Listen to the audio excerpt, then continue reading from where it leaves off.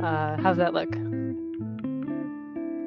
So you were both at, the first evaluator summit, which was the in-person version of And this. we didn't actually speak that I remember. I looked at that, I'm like, that's on the same like backdrop, right? And I was like, Ashley, I don't think we actually talked. The same photo booth.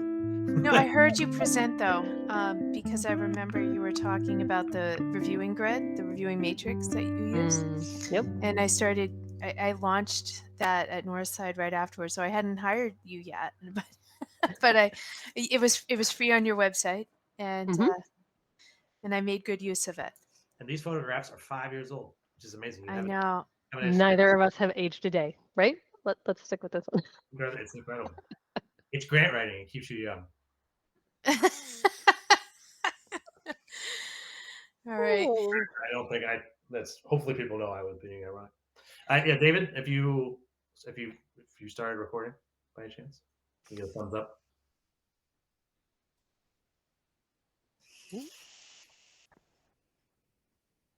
Oh, David, could you confirm you were recording? He might have stepped away. He's helping us out while he's at work. Yes, I see that we're recording in the chat, so I think we're good to go. Okay. Great. Yeah, I just moderated the whole panel, so you guys take the lead. All right. Okay. We've Well, got Diane here today. Enjoy yeah. listening. Thanks.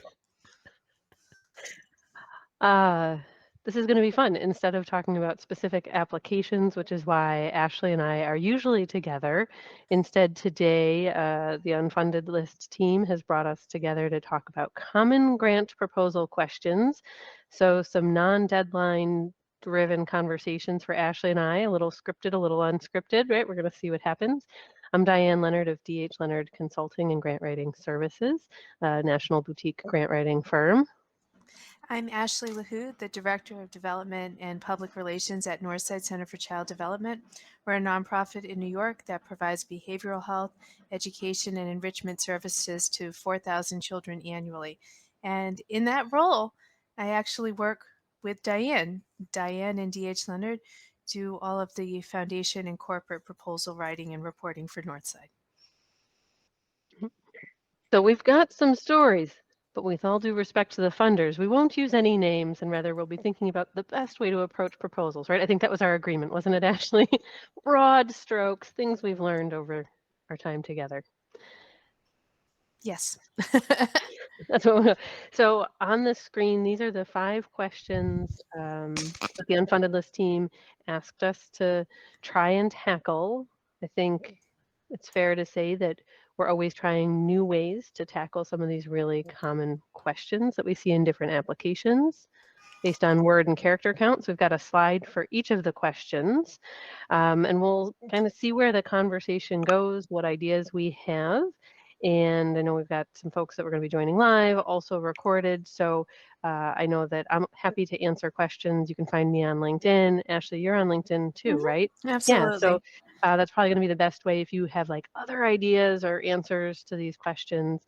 We're happy to entertain them either in the chat box live or via LinkedIn after.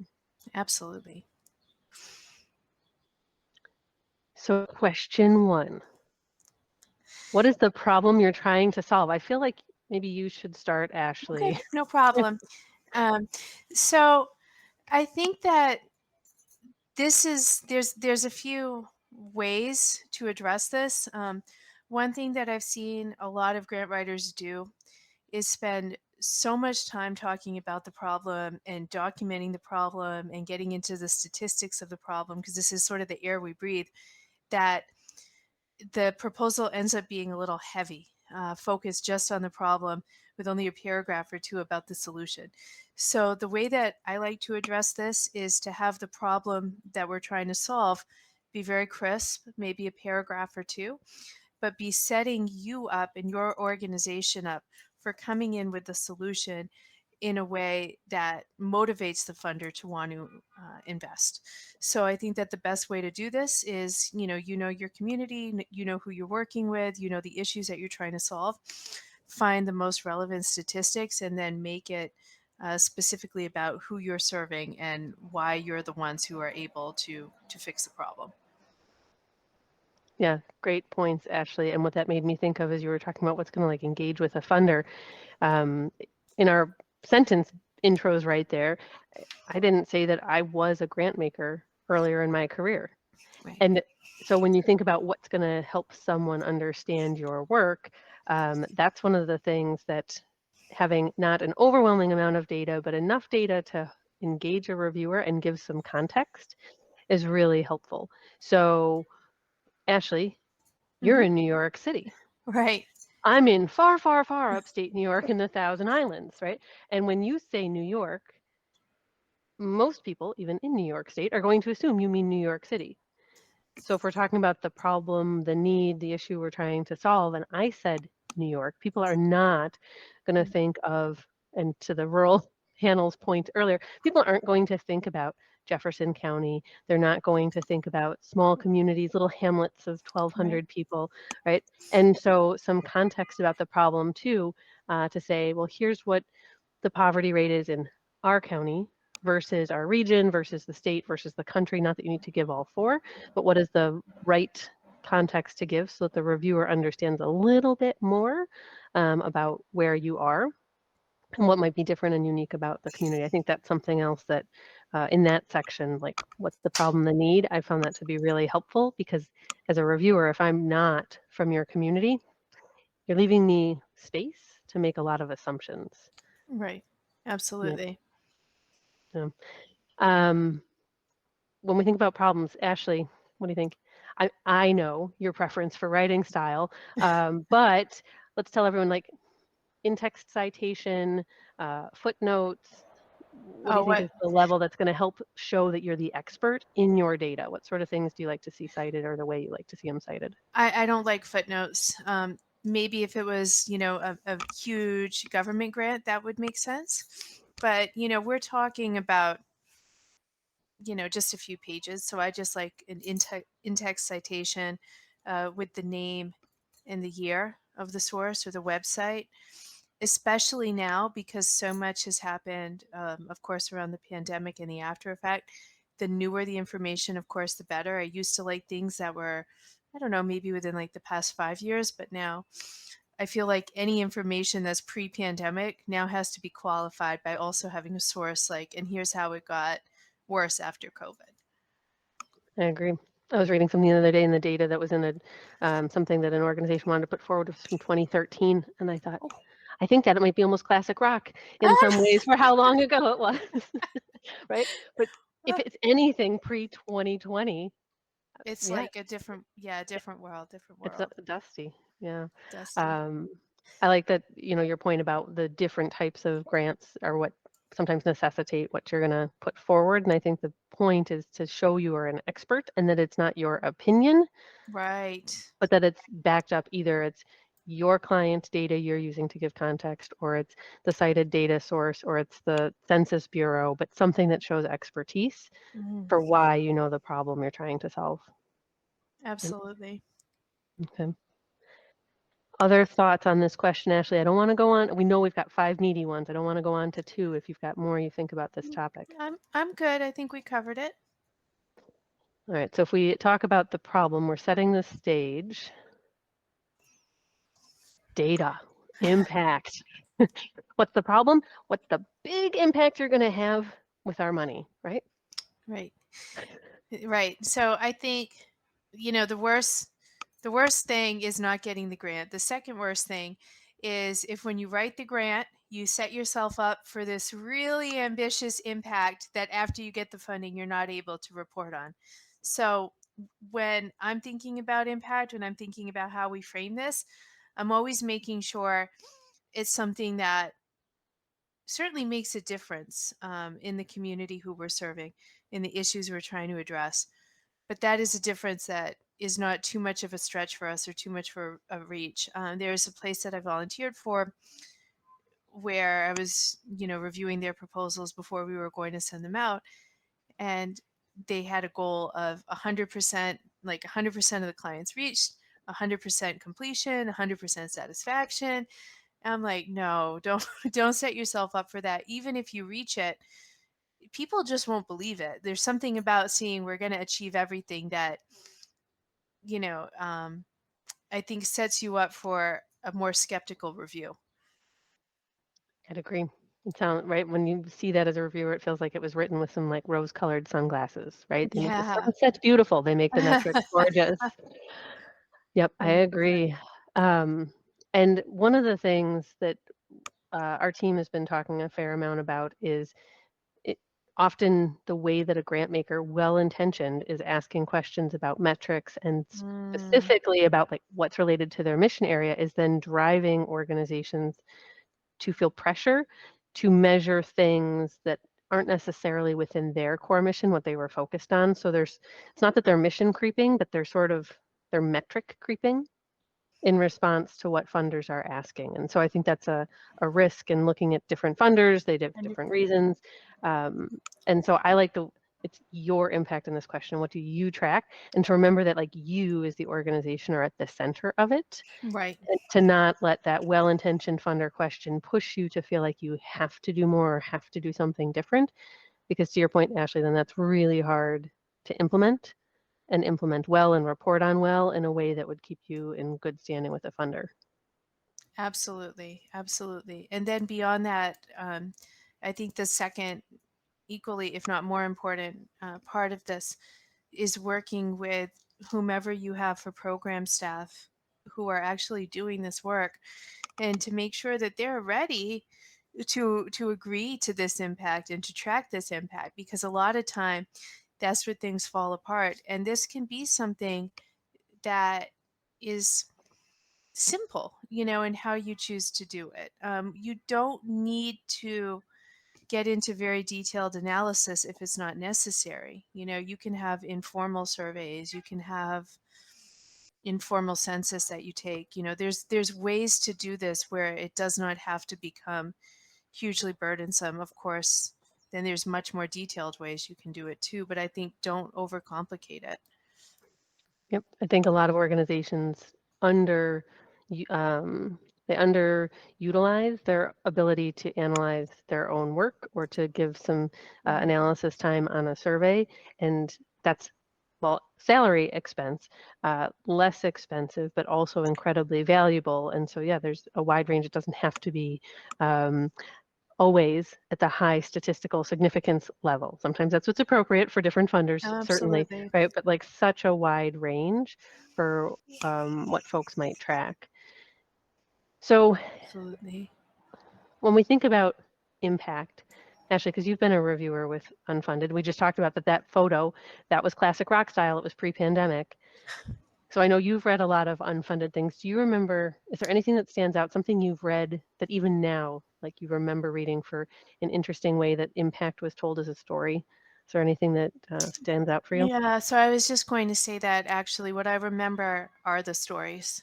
Hmm. There are several that come to mind, but really, I think when you can write a powerful story where you talk about, just one piece of your programming or many pieces of your programming and how that has changed somebody's life or helped to change, an environmental issue that's going on, that's what people remember.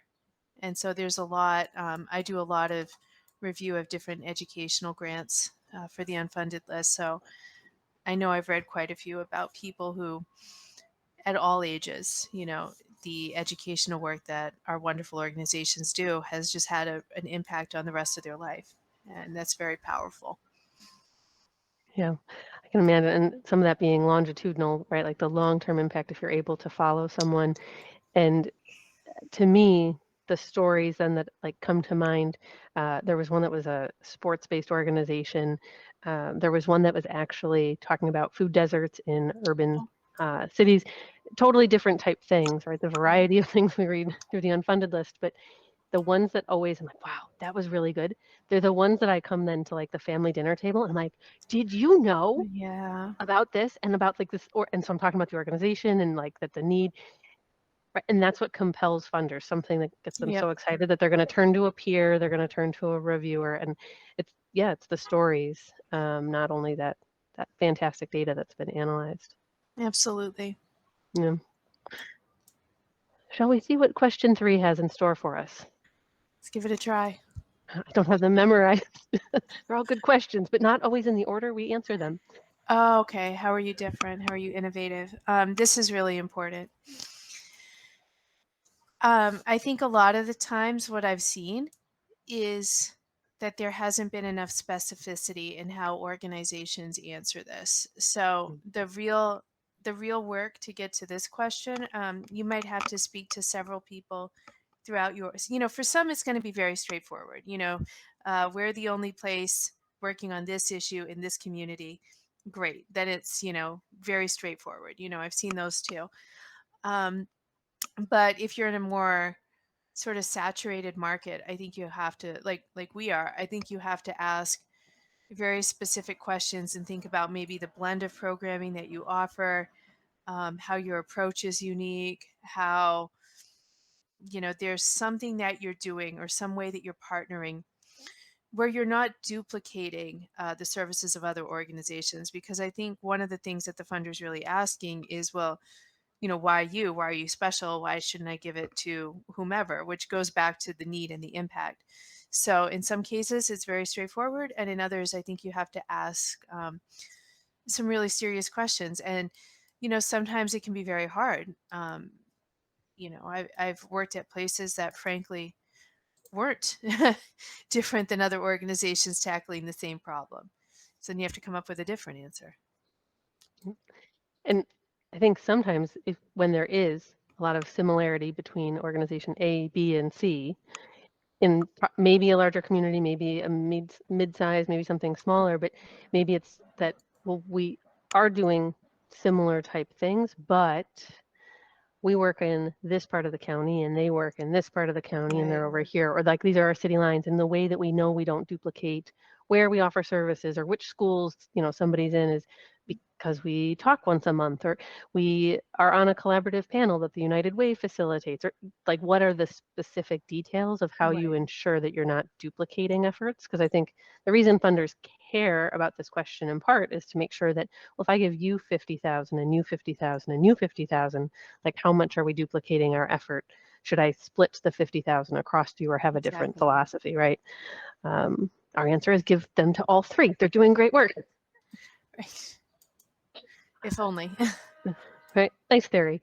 The innovative word, though, I don't know, that pushes some buttons for me, because some funders use it on purpose, Right. and that they're like, tell us about innovation, Right. and then people feel like they have to always create something new in Right. order to get funding. So that word for me, it's a little bit of a hot button today. I don't know, how's that? Yeah.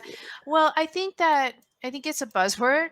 And I think sometimes, again, like for some organizations, it's going to be very easy to answer.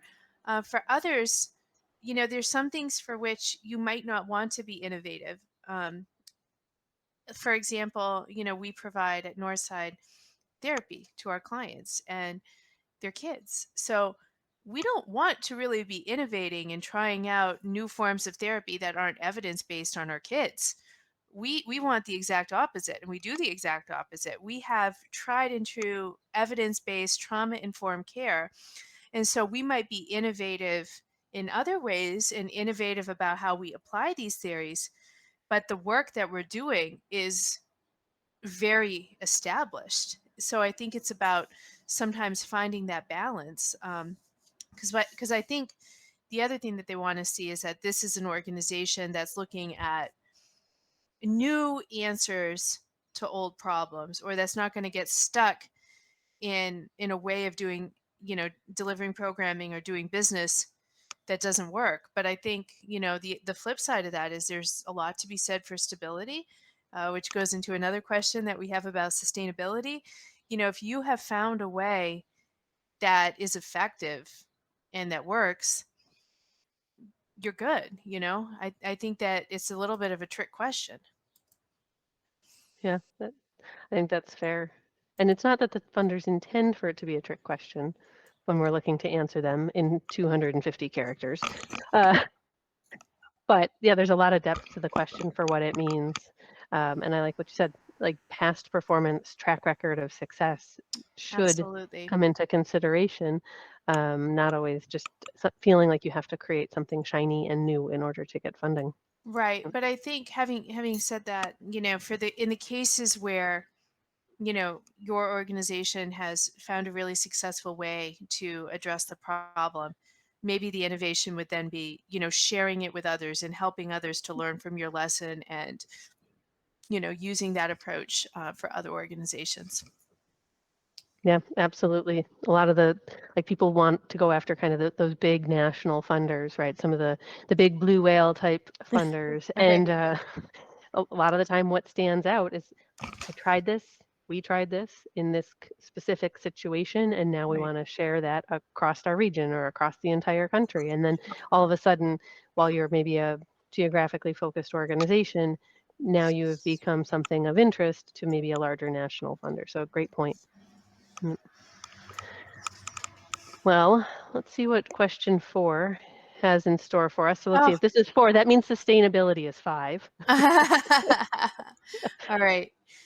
Okay. So, so my favorite answer to this is that this is unrestricted support. Mm. And if I know TOS. that's not the full answer I'll give, but my favorite answer is that whomever is funding your wonderful organization understands that we need to keep the lights on and pay rent and pay the development director and do all these other things that are typically not included, at least not properly, in restricted funding. And so you'll just say, well, I'll use the funds to keep doing what we're doing, just to continue keeping the doors open. But I know that's not how this always works. So when we talk about restricted funding, funding for a particular program or a staff position or whatever the case may be, I think the most important thing is to make sure if you have a separate budget, that the items that are included on the budget just tie to this particular this particular piece of the narrative. So that one part is very simple. You just cross check and make sure that those line items align. I would basically restate it and say, a little bit more in the narrative that we'll spend the funding on, whatever salaries, but these salaries will enable us to continue fulfilling our mission, continue reaching the community through X, Y, and Z. So you bring it back to the specific use, and then you tie it back to the bigger ask. Yeah, absolutely agree with that theory for how it plays out in the application, and then it brings in consistency to the application story for sure. One of the things, and it's not what we actually write, at least not in the way that, yeah, no, I don't think you've ever seen us say this actually before, but what comes to mind every time I see the question Mm, is a line that a supervisor used to use in one of my early nonprofit jobs. Do what you say you will, when you say you will, how you say you will. And so in my head, I was like, we will spend the money the way we asked you to in the timeline that you said we will, right? I'm like, isn't that what you want me to say? right. But like life happens, right? And Yep. so someone takes another position, someone gets promoted, Sure. right? Things happen. You end up having to spend more on supplies because of whatever. You have less people coming in person because of COVID.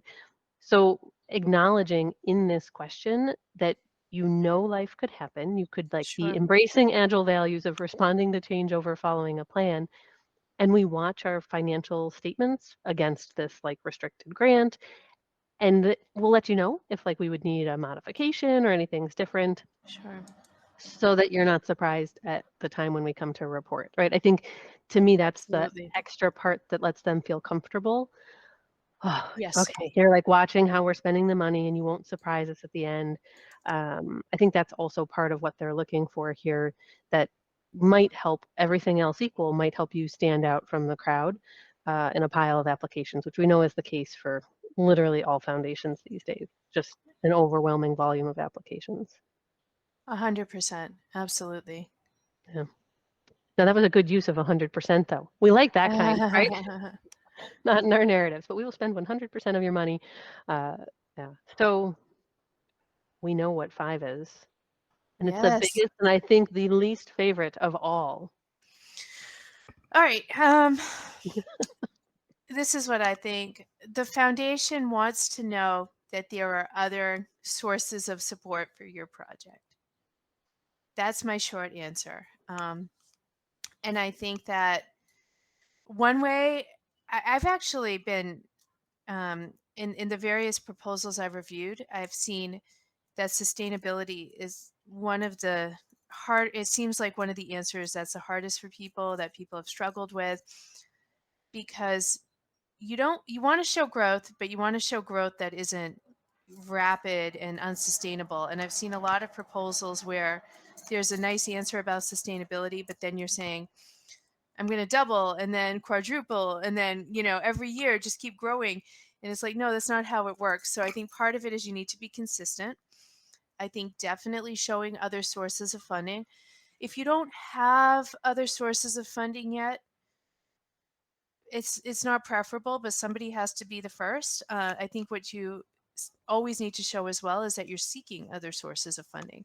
Now, you don't need to give the amounts or go into too much detail if it's not requested, but I think they need to see that you have diversity in your support and that you're not planning to exhaust that support right away. Yeah. And I think part of why this is dreaded is because there's an underlying, well, if I knew the answer for this, for always how we would sustain ourselves, would I always have to be like writing the Right. grant applications and submitting, right? Um, at Grant Professional Association conferences, there's one in particular. Yes, it was pre-pandemic, but it comes to mind because two colleagues were speaking on the subject, and the room was literally packed to the point where people were like spilling into the conference hallway, and they had to come in, like the conference organizers, and say, "We currently are against fire code."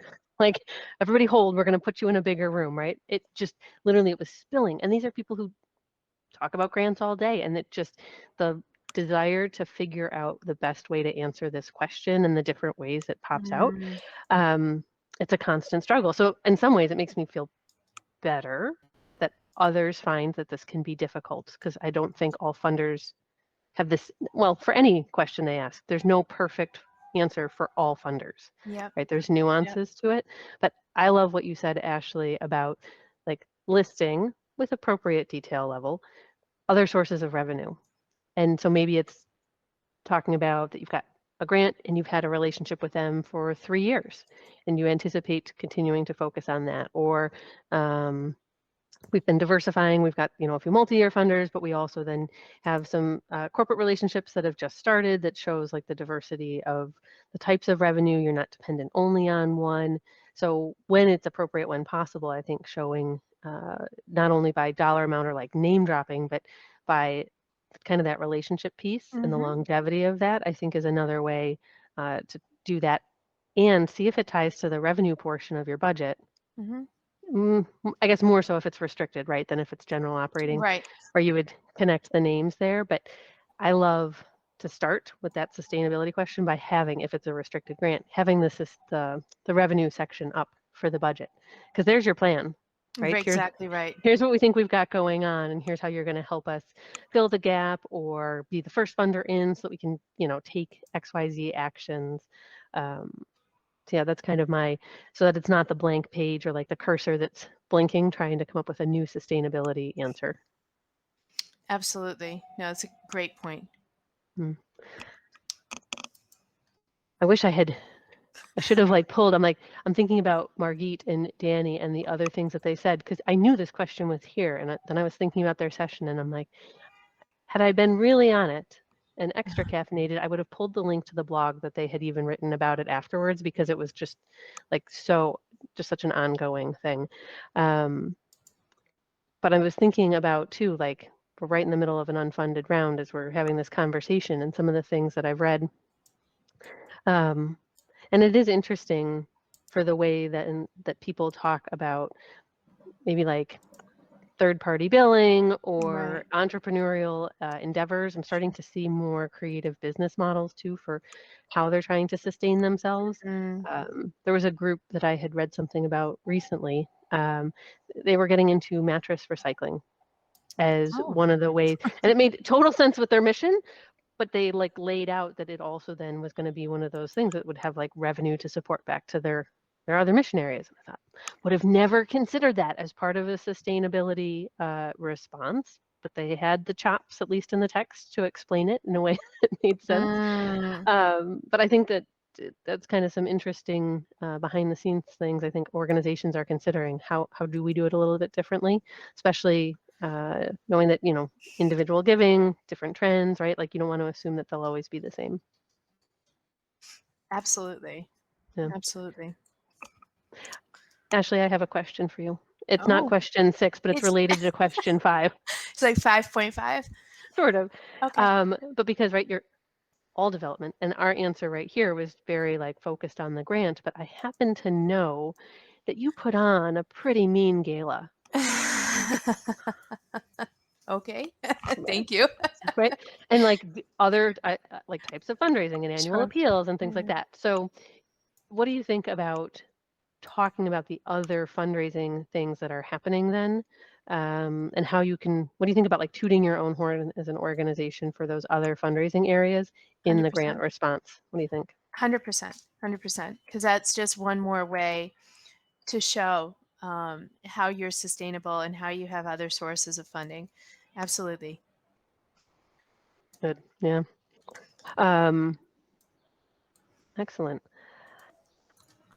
Yeah, the stress level went up a little bit just even looking at the question, but I'm like, I think we did okay for the dreaded You question. did Some different okay. grant Yeah. ideas, Yeah. other fundraising ideas, creative entrepreneurship things. Maybe everybody will feel better knowing that even, right, folks that have been in the field for, All right. we'll just say a while, like it's a question that can trip folks up and is often, I think any of these questions could mean you want to like phone a friend in the organization. Hey, we're like struggling with this. We want to say it this way. Talking to your supervisor, your executive director, talking with another grant professional, trying to see like if there's a different way to talk about your work. I think that's the other thing that I find helpful. Absolutely. Yep. I think some of our best answers, Ashley, over the time we've worked together is over Zoom. Let's pull it up. Let's brainstorm out like what are we going to say about this that's Absolutely. different, or in like Yep. this little box, or we have this big box this time. I think some of that helps take the pressure off. Like one person having the right answer, one note. It I think makes it more attractive than to a range of funders, right? We don't know who's reading and what their background is and their perspective. So I think that gives more depth to our voice. Oh, I agree completely. It works. Well, I see that Dave has a question for us. Dave, we Oh, only have 5 questions on our slide. I see he Not raised a hand. He might have a right there. comment. I haven't. I honestly haven't raised my hand for any reason in a long time. But that was fun. That was a fun experience. I have a question for you both. Would you like me to take the slides down or leave this one up? It's not about the dreaded sustainability question. Although I agree generally with Ashley, having been a couple times a funder who's asked that question, they want to know that they're not. It's probably, and it's not necessarily because they don't want to be the only one funding. But like, there's a very low chance of organizations like that working out, and some legal realities, like the public support test and some other things that if they're private foundation or whatever. Yeah, and that's what they're asking. And like when I've been asking that in the past, I just sort of want to know how you sustain yourself. And it's certainly, I think most funders don't know the extent to which it makes folks uncomfortable. My question for you, though, like you mentioned before, we got to see some of it, very collegial relationship between the two of you, right? Because you've been working professionally. But can you talk a little bit about being a development director who works with a grant writer and the process, the workflow, and all of that? Sure. Yeah, absolutely. So we decided to work with a grant writer who was not a staff member because we realized that by contracting with a firm such as Diane's, we would have access to a greater sort of knowledge base and range of writers who could help. So that was sort of what led to the decision. I think the process is really, ideally we try to get some boilerplate language about all of our programs, and we update that about once a year.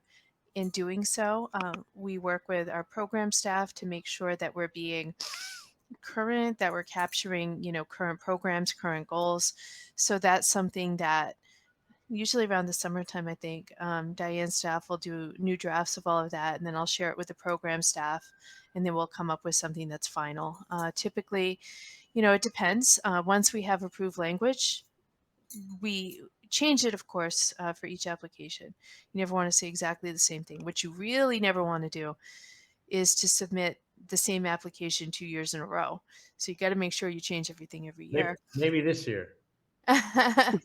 So, what we do is then, I'll do, so Diane or her team will send me a draft. I'll do a first review.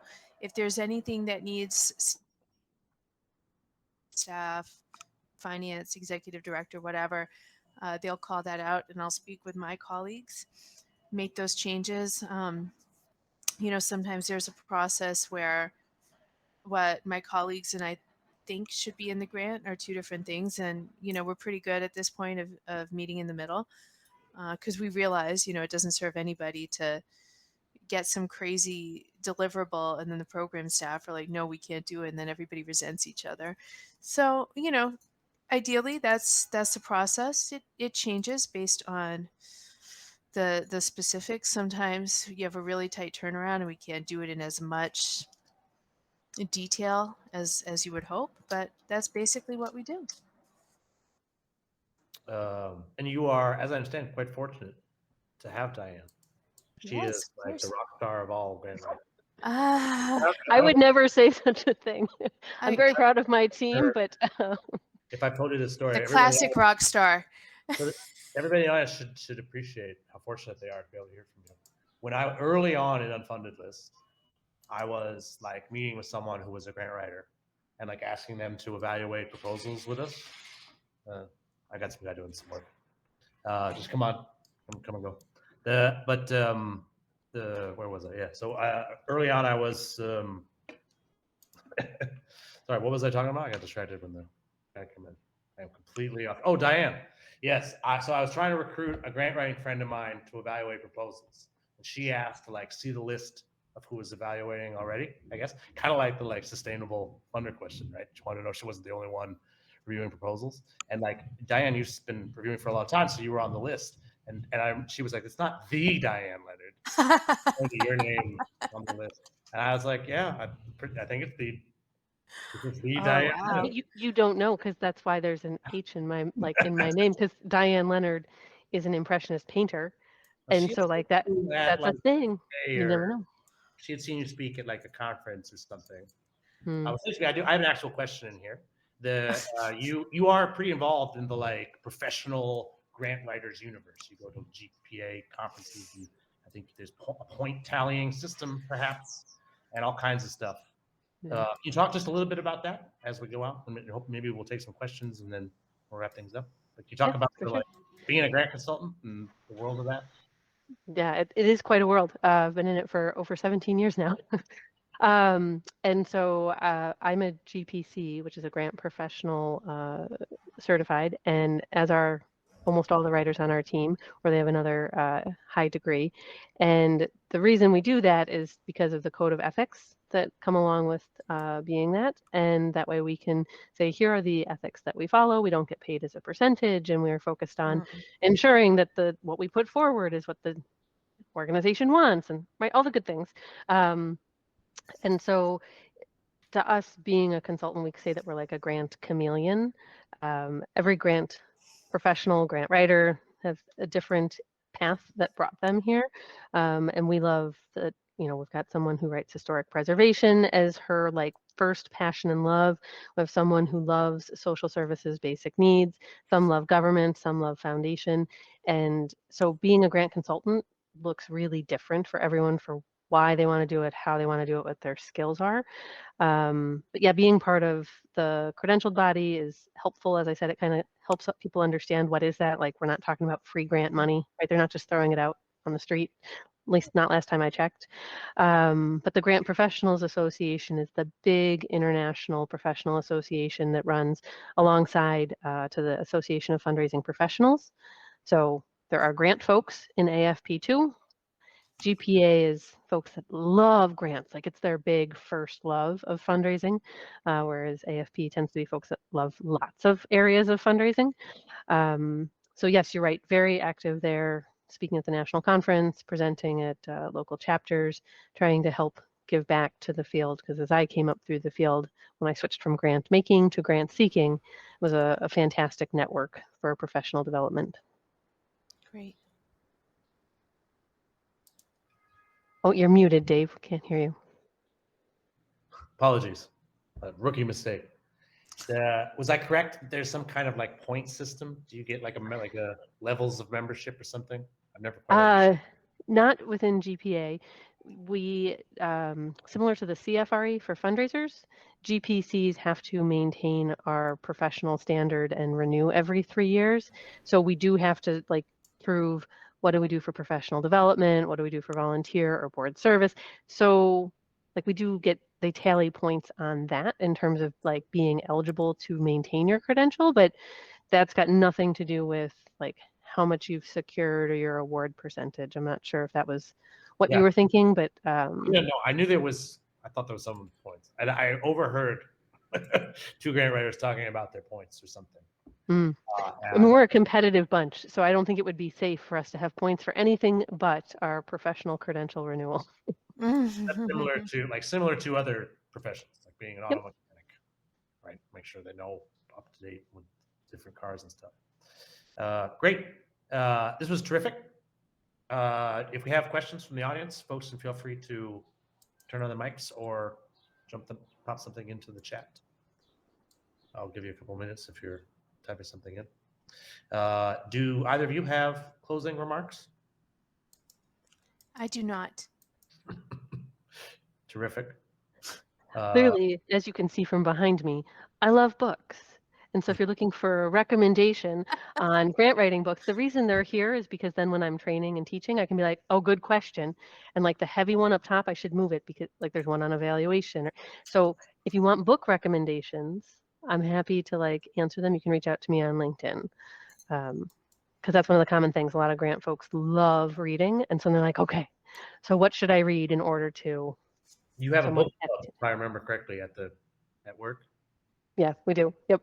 We actually also have like a open sourced YouTube little book club type thing that I do with one of our team members where we read the same book and answer questions and like there's a blog about it.